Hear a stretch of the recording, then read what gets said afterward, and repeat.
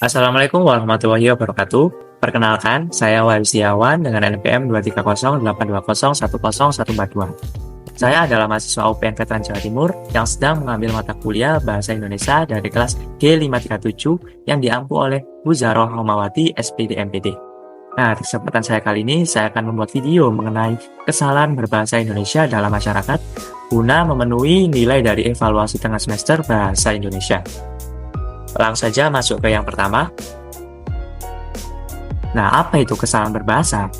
Kesalahan berbahasa itu muncul karena beberapa faktor, yaitu tidak menggunakan tata bahasa yang benar, tidak menggunakan tata bahasa yang sesuai situasi, menggunakan istilah asing yang sebenarnya sudah ada padanannya dalam bahasa Indonesia, terus penggunaan kata yang tidak baku, kata depan dan tanda baca yang salah, dan lain-lain.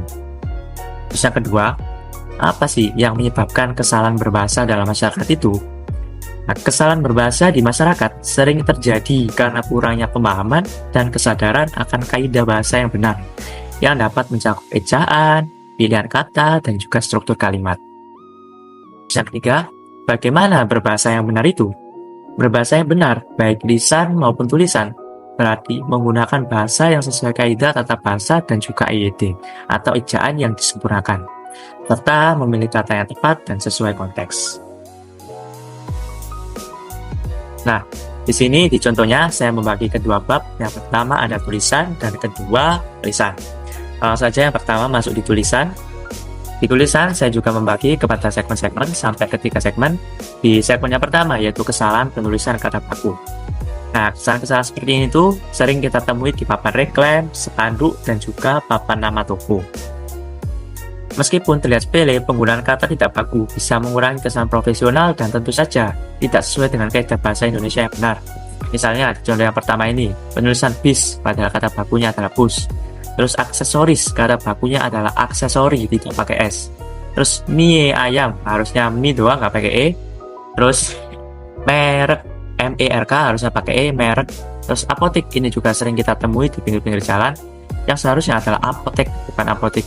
Ini juga di bawahnya sering kita jumpai di rumah-rumah dokter itu praktek, padahal bakunya adalah praktik pakai E bukan E. Maka dari itu, penting kita untuk mulai membiasakan menulis kata-kata sesuai dengan bentuk bakunya menurut KBBI. Nah, di segmen kedua yaitu kesalahan penggunaan kata depan, tanda baca, dan juga tanda hukum. Misal contoh di sini, tidak wajib tanda hukum ikhlasnya, padahal ini nggak usah, harusnya langsung seikhlasnya. Terus disewakan, harusnya digabung, tidak dipisah. Terus LPG 3 kilo, RP titik, terus nominal, ini pemborosan, harusnya RP langsung nominal. Terus di sini dijual, harusnya digabung, tidak dipisah. Terus ini penulisan jalan yang kurang tepat, jajaran pasar blok, B nomor titik 6, harusnya pasar blok B nomor 6, langsung titik 6. Terus di sini sama kayak tadi, penulisan RP harus langsung nominal, tidak pakai titik. Selanjutnya ini, ruko ini dijual atau disewakan, ini juga harusnya digabung, dijual digabung, disewakan juga digabung. Nah, kesalahan-kesalahan kecil seperti itu bila terus dibiarkan akan dapat membuat informasi menjadi kurang jelas, bahkan membingungkan pembaca. Nah, maka dari itu penting untuk memperhatikan penulisan yang sesuai dengan kaidah tata bahasa Indonesia. Pesan ke segmen ketiga yaitu penulisan kata serapan dari bahasa asing. Masuk di contohnya, ini pertama, cash dan kredit, harusnya KES dan KREDIT. Terus boneka, baju, bed cover ini harusnya spray saja. Terus cafe, harusnya pakai K bukan C. Selanjutnya di sini service, diakhiri S bukan CE. Terus ini kontak person, harusnya itu narah hubung pribadi saja. Terus refill parfum, seharusnya isi ulang parfum. Terus parfum nggak pakai E akhirnya. Terus baru atau second, ini cukup bekas saja.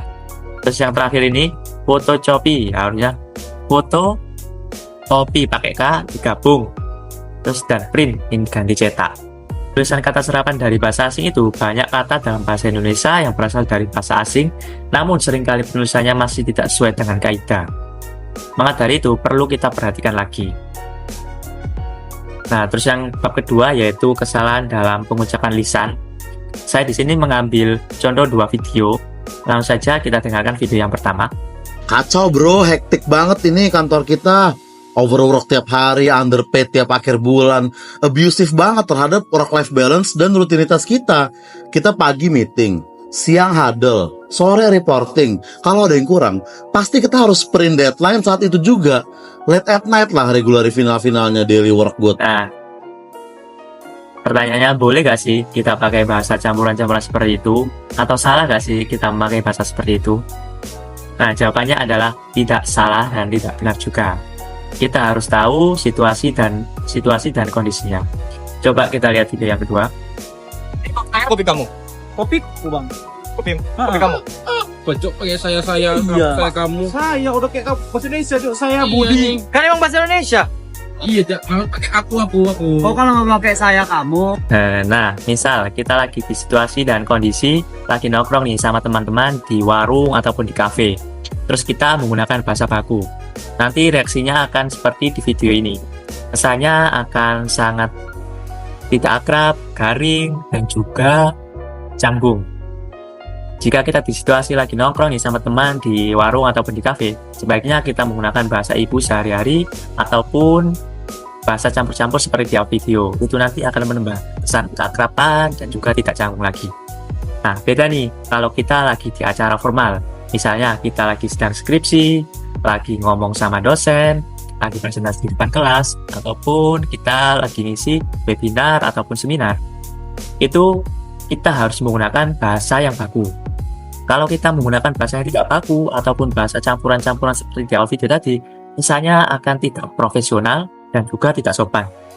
Karena di acara formal itu wajib kita itu untuk menggunakan bahasa baku yang benar dan juga ejaannya disempurnakan.